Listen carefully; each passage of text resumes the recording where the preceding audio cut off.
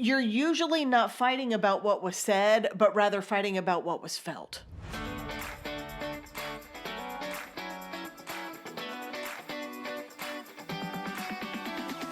All right, most couples don't fight because they hate each other. I mean, well, most couples don't fight because they hate each other. They fight because they're actually not hearing each other. That is fair. And most of the time, they don't even realize what they're doing wrong. No, they don't. And that's why today's episode, we're going to be breaking down 7 communication killers, we'll call them, that we see a lot of in Christian marriages. They affect all marriages, but they're in Christian marriages. But we're also going to talk about, the shifts you can make that will change everything. Sure. Yeah, the ways to overcome that. Okay. Yeah. I was just I'm laughing because communication killers. We're savage like that. I would put like something in post where it's like, oh.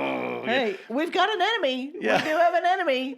We do have an enemy. Yeah. That is true. That is very true. At first, I thought you said we have an Emmy, and I'm like, an Emmy? no, Hey. we don't. But if you'd like to nominate us, we will accept. All right. So this is how I kind of see communication.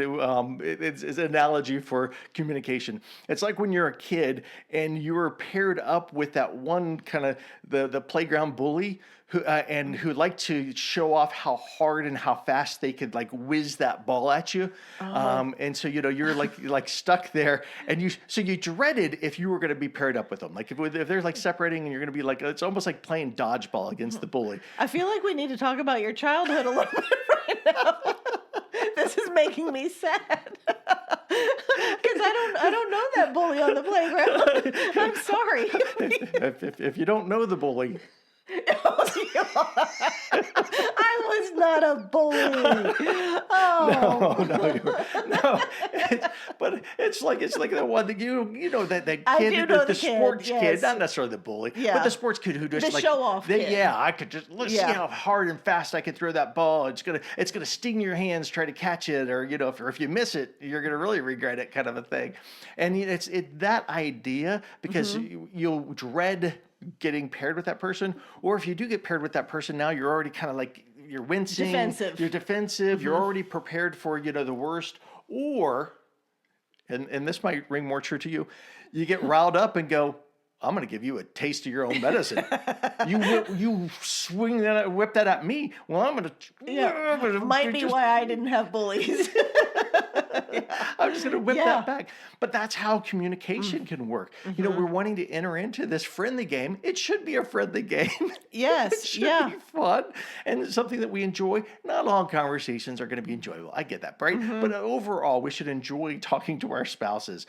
Yeah. But inevitably, something happens where somebody gets riled up, something, whatever, and then that ball gets chucked a little harder than maybe intended. Yes. And I love that you're talking about dodgeball with this, because that kind of is which do they even play dodgeball? I don't it's think probably so. not even allowed. This is a Gen X thing. We're Gen Xers. This is what we did for PE. But the whole concept of dodgeball and communication, it really is about when we're trying to communicate, it's here's this ball, I'm going to throw it to you. Whatever I'm trying to share with you, I'm going to toss it to you. It's a team sport. Yes. And the goal is for you to catch it, for you to receive and hear what I'm saying. Right. And how I throw that ball really sets you up for how you receive it. Sure. Whether you're going to block it, knock it down, duck from it, or if you're going to go, oh, okay, let me catch that. Yeah. And so, I mean, that really is it. And we don't want to play dodgeball in our marriages. Like that's not the goal. We want to be lobbing, softballs. Right. Yeah. At one another. We want to make this enjoyable. We want to be the other person to catch it. Yeah. You're right. So even when it's not enjoyable, right. The goal is for the other person to receive and hear what we're still be able to catch it, be able to process, throw it back, and deal with that. And so I guess one of the first things that breaks down, one of the first challenges, or the killers, what did you call it? A killer. The first killer, right? Yeah. We're not going to do this okay, the whole time. we won't do this the whole time. Right, but it's the not communicating at all. Yeah. It's the stonewallers. It's I know what this game looks like. I don't like this game. It turns out badly. I'm just not going to play. Yeah.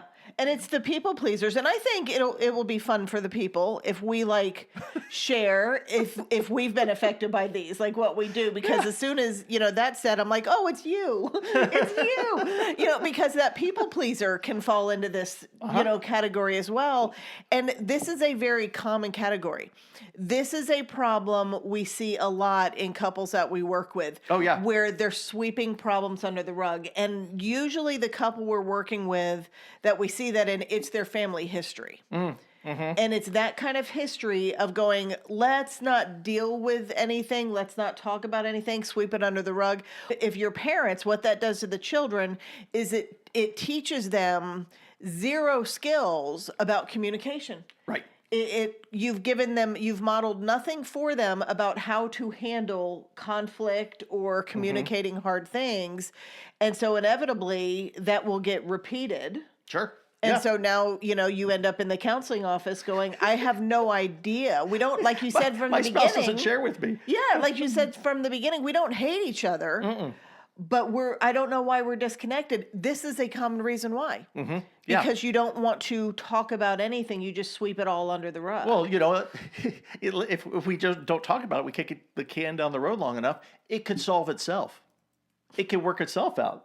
If you can't see me on YouTube right now, I am caught. My necklace is caught in my arm. Caught in the trap. Okay, let me handle that now. Okay, sorry for the distraction. I got kind of tied up. All right, so what were you saying? I was saying that one of the challenges is, not the challenge, one of the thoughts are, the hopes, maybe the wishful thinking, if we don't deal with it, if we kick the can down the road far enough, well, then maybe it'll just work itself out. Yeah. Right? Maybe we won't have to deal with it at all if we just give it enough time. It will turn out to be not that big of a deal or whatever. Or the other thought, or I guess it's not even the really thought. The fear is if we bring it up, it's going to cause an issue. So the goal is to not cause issues. Yeah. It's not necessarily not to bring it up. So let's just not play the game and then we won't lose. Yeah, and I think a component of that too is we minimize things. Okay. Because we don't want to bring it up, and so we will tell ourselves it's really not that big of a deal. I just need to get over that. It's not going to matter if we talk about it. Yeah, and so we make ourselves okay with something that we're really not okay with. Yeah. Just because the alternative is having to deal with that, and that we have no idea how well that's going to go. And so things like this, like learning to... If they don't know about it, it can't hurt them. Right. And what can help you in this area, because I think the next one we're going to share is a form of this. It kind of comes out of this. But what can help if you're the couple that just doesn't know how to talk about conflict, or not even conflict, but just important things. Day-to-day things. This is where, we have a devotional out there. It's the Newlyweds Couple Devotional. You do not have to be a newlywed to read it. There are tons of questions in there and conversation starters that helps you practice having conversations. Absolutely. Question answers, sharing how you feel, sharing your thoughts. It's done in a safe way, but it will help you build the habits. It will help you get good at practicing, or practicing what you want to get good at, which is communicating. Yeah. And talking about things. Yeah, sure. Yeah. Just being able to have that daily conversation, especially, and I love that you brought up the devotional, because if we can have conversations around godly things and godly principles, we can build off of that. And so, so it's better than just the daily, but if we're not doing the weather, it's really hard to talk about the news, so to speak. Yeah, do not talk about the news. We are not, that ship has sailed. Yeah. We're not going to do that. But, what I was saying, the second one that kind of, it comes from this one, it stems from this one.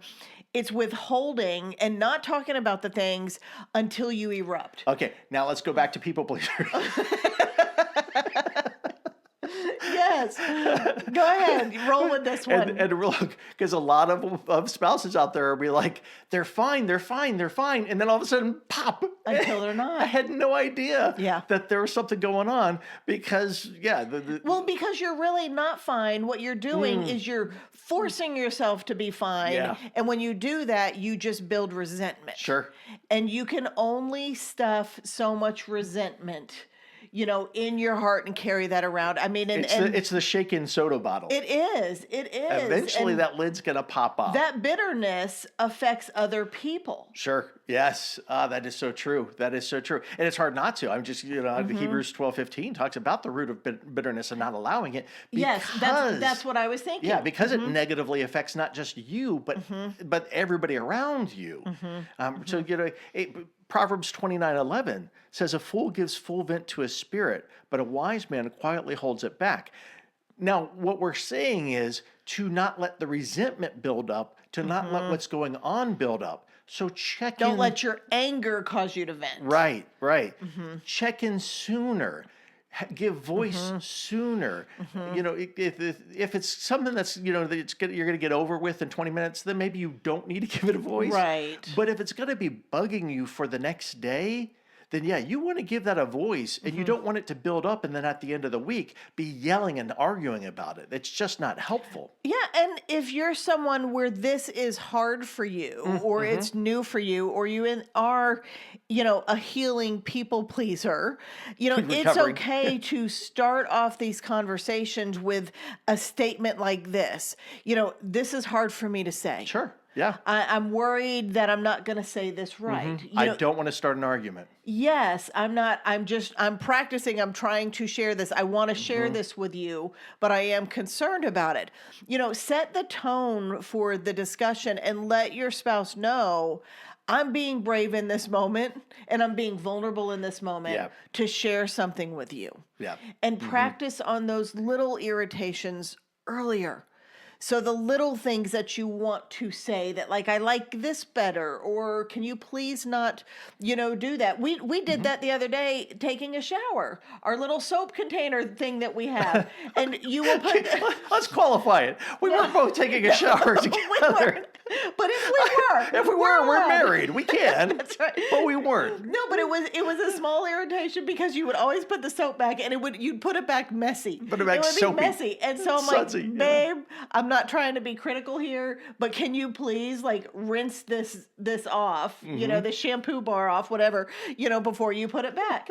Things like that, where it's like, it feels a little nitpicky. But you know what? It's harder to clean that soap off when it gets in there.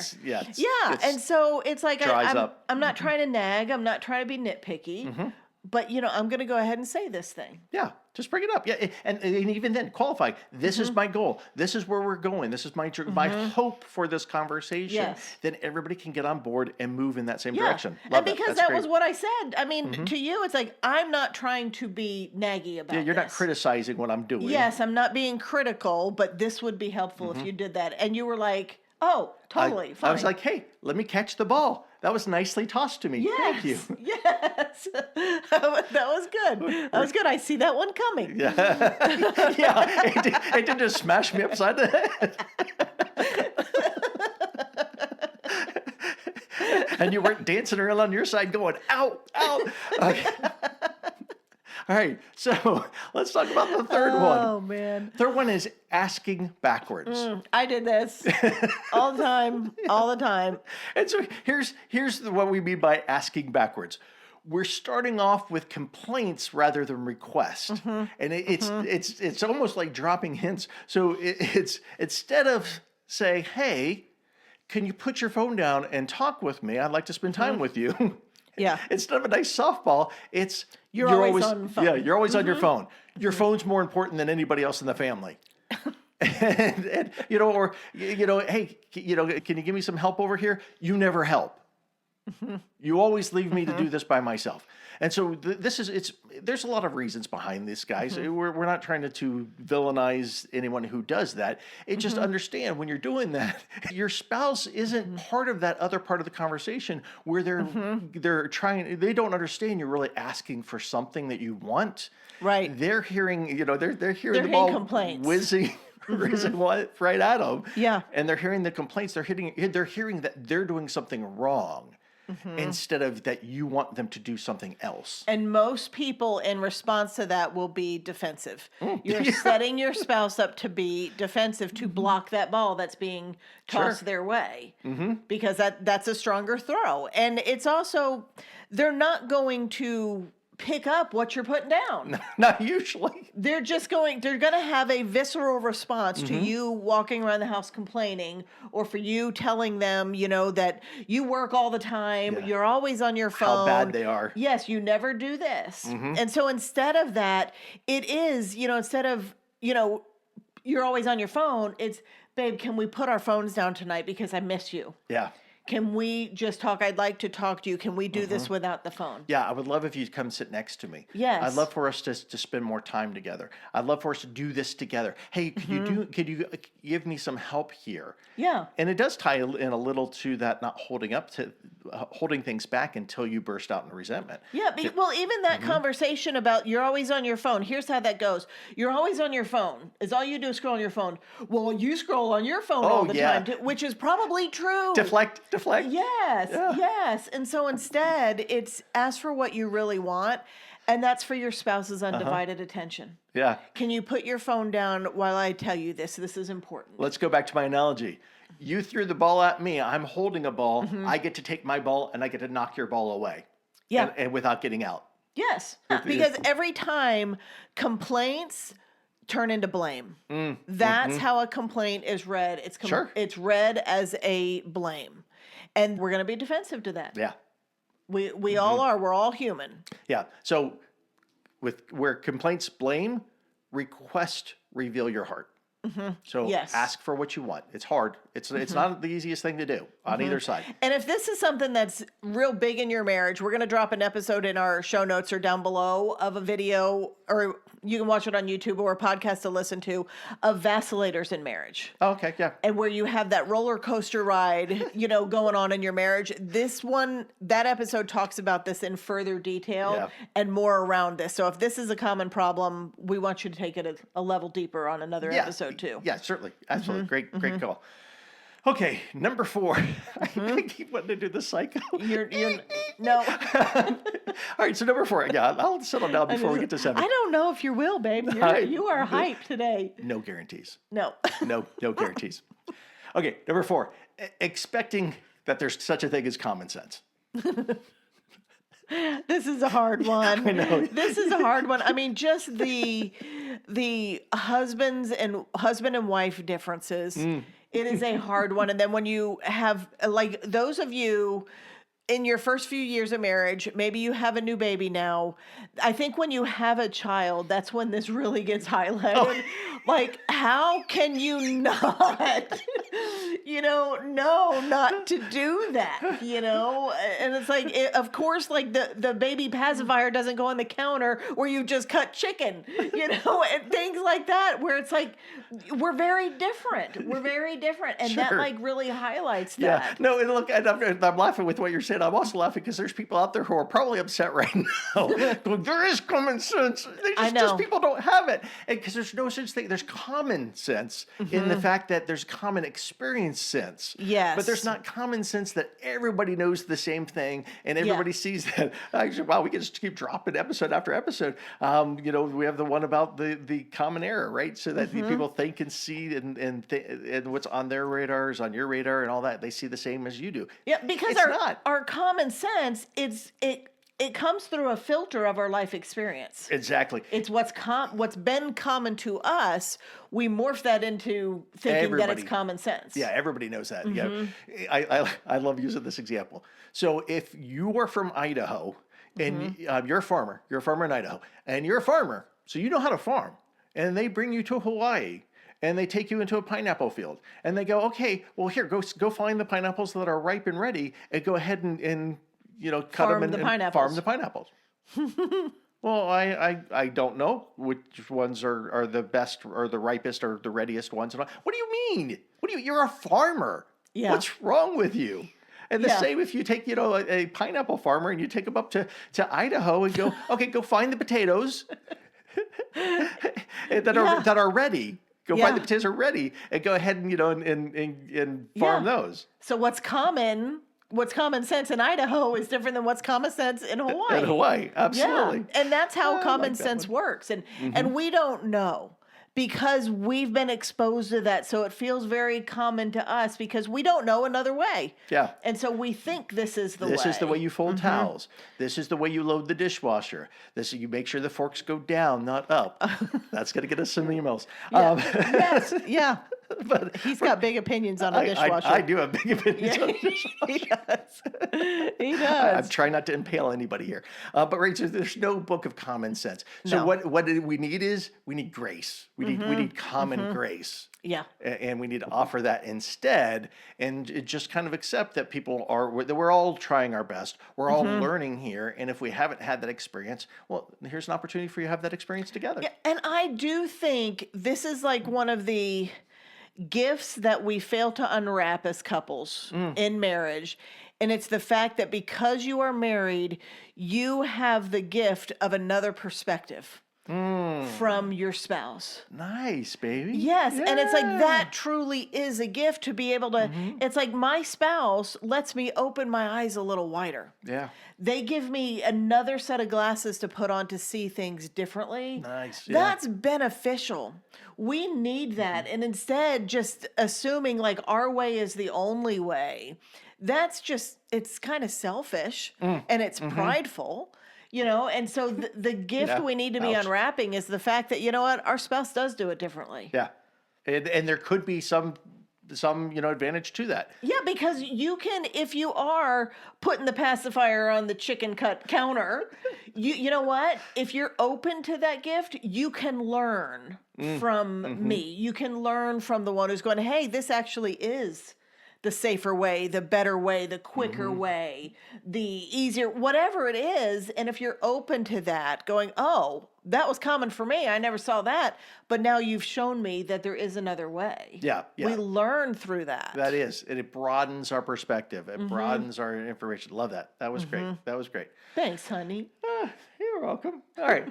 Number five. I am doing the number thing. You are doing that. Okay.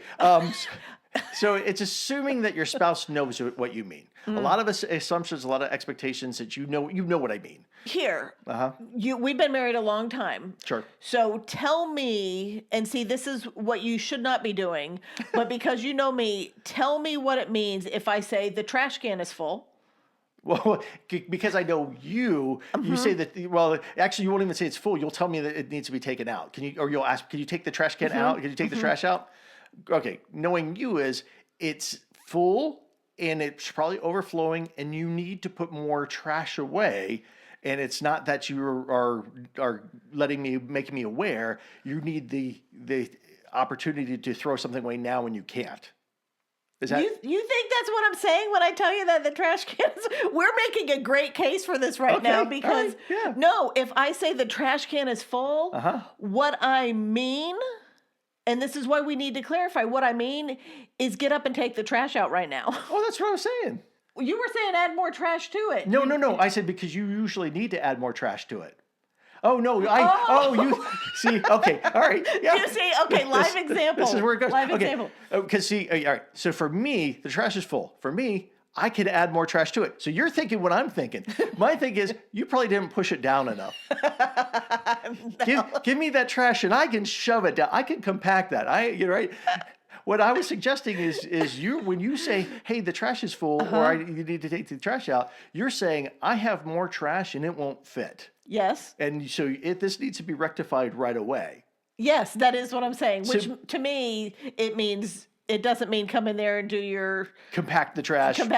It means can you take the trash out right now? Right, because you've probably already... You're a smart woman. You've probably already tried to compact the trash. Yes. You probably just didn't go, oh, those paper towels, I don't know what to do. I don't know what to do. They're just so fluffy.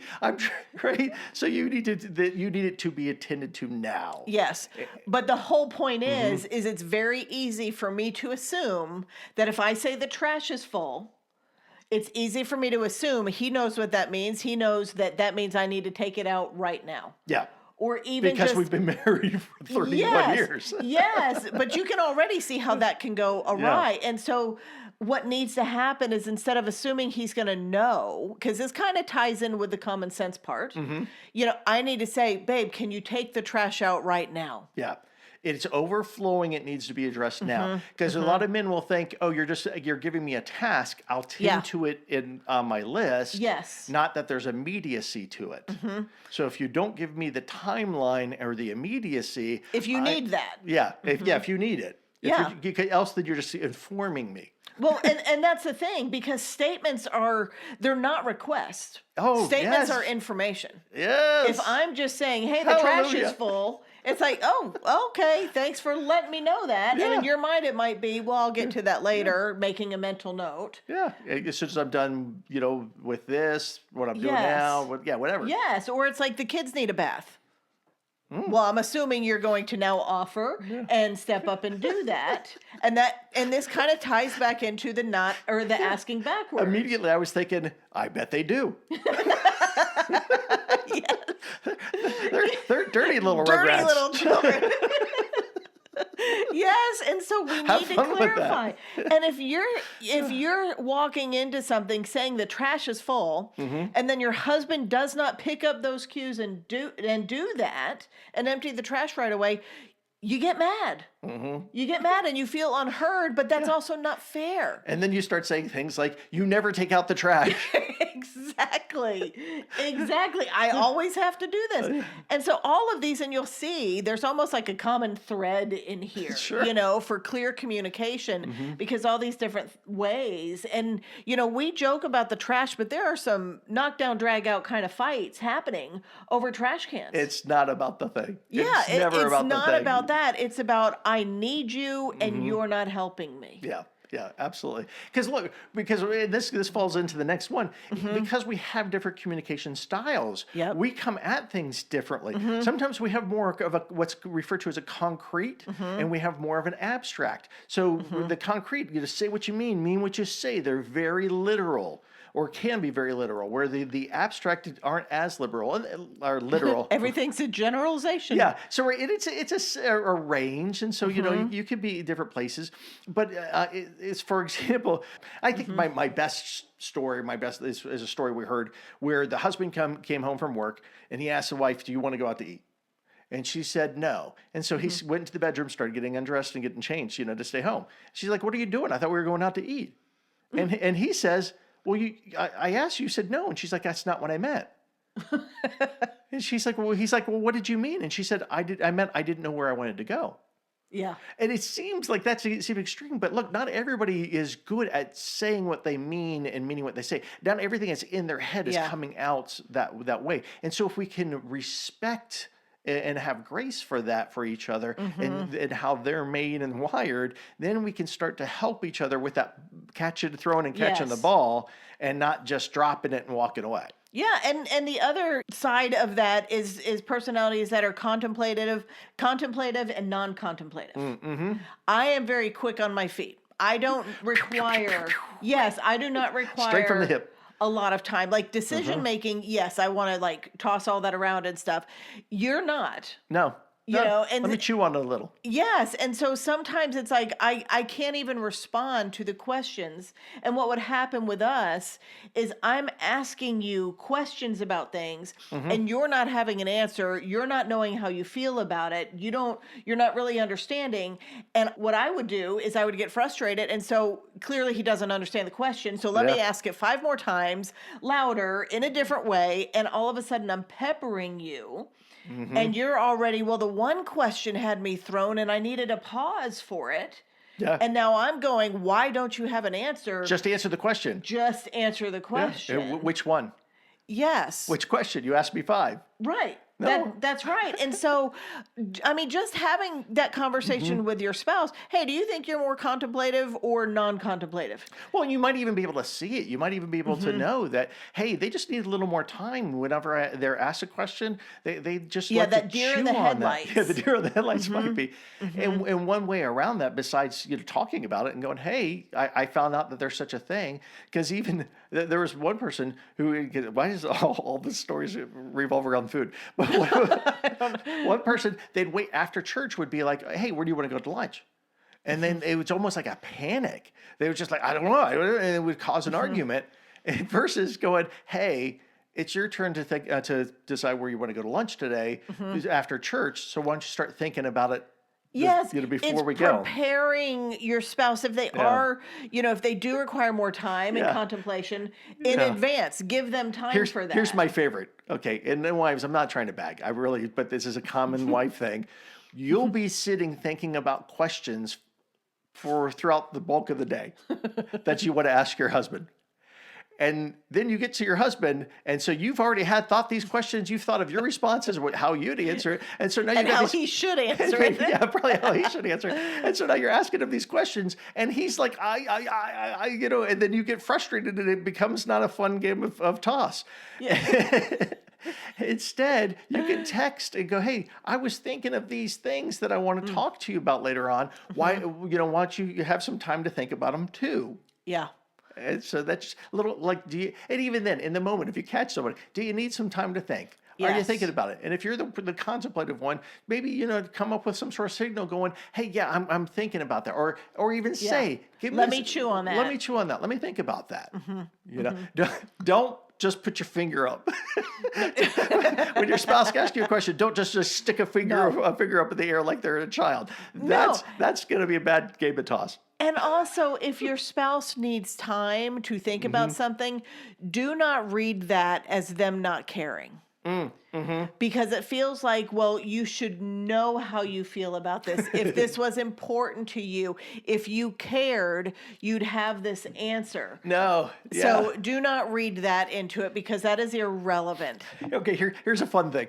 Wives, ask your husband how they feel about something and see if they don't look at their bodies.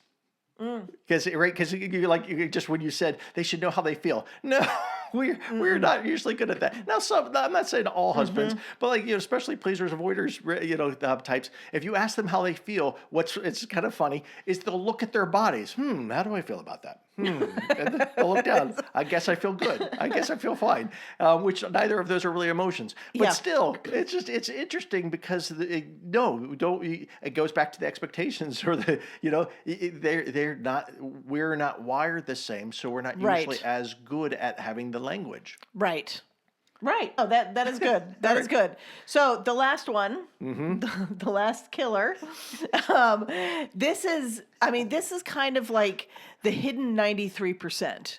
What we're talking about here, and that's that communication isn't just about what you say. 7% of your communication is about what you say. Yep. 38% is about your tone and how you're saying it. Yeah. And 55% of it is your body language. Sure. Yeah, there was a reel a meme that I saw. That's like, it's not that I don't think my husband's not smart and that what he says isn't right. I just don't like his tone. Yes. That is true. If you're not on video, you should have seen the way Jamie just looked at me. It is so true. Well, here's an example. You can think I remember being a stay-at-home mom with little kids and all of that. You'd come home from work and maybe I'm in the kitchen. Kids have been running haywire. It's been a rough day and I'm getting dinner ready and you hear the pots banging around. You hear cabinet doors slamming and all that stuff. We have not said word one. How does that affect you? What are your first thoughts coming into a home like that without any words? The bully at the playground hasn't been paired with this partner yet.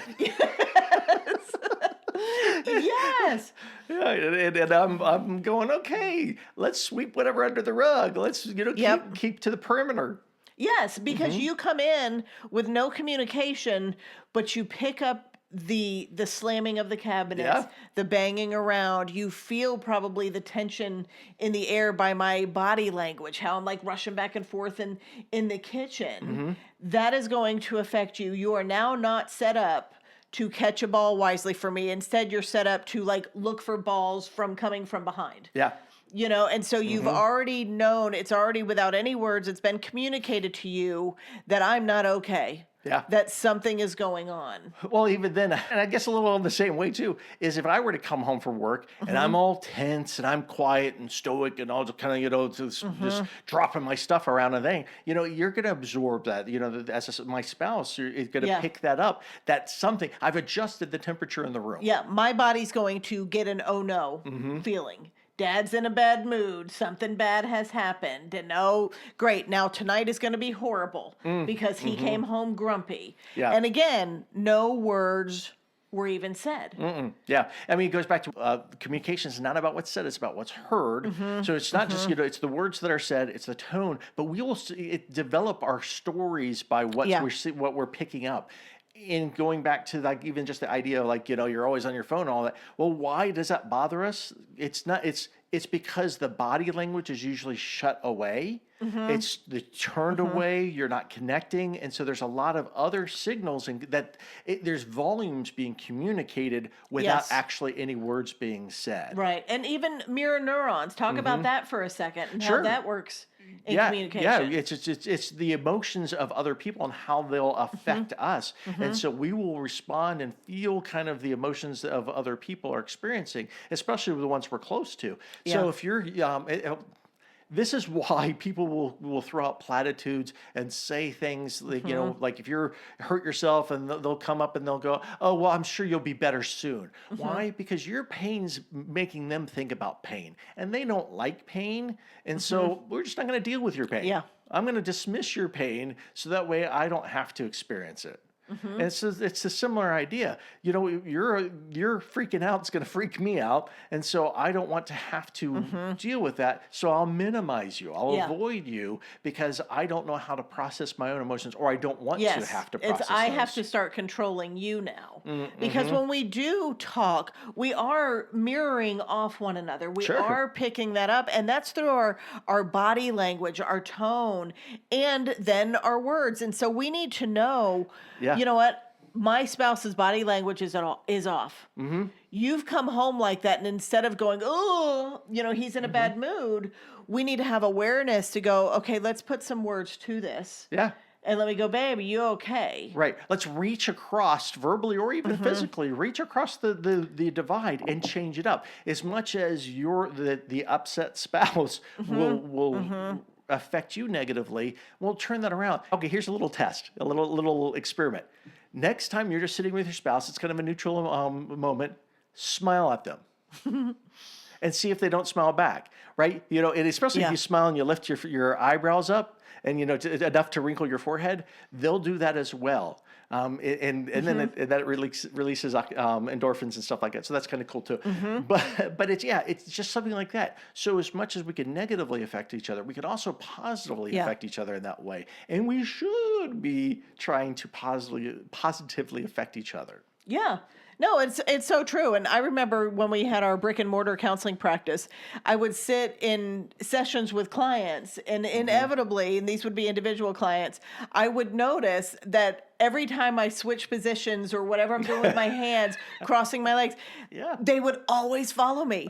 They would always follow. I'm like, oh, we're sitting the exact same way. Let me mix it up again. And then within a minute, they're doing the exact same thing. Yeah.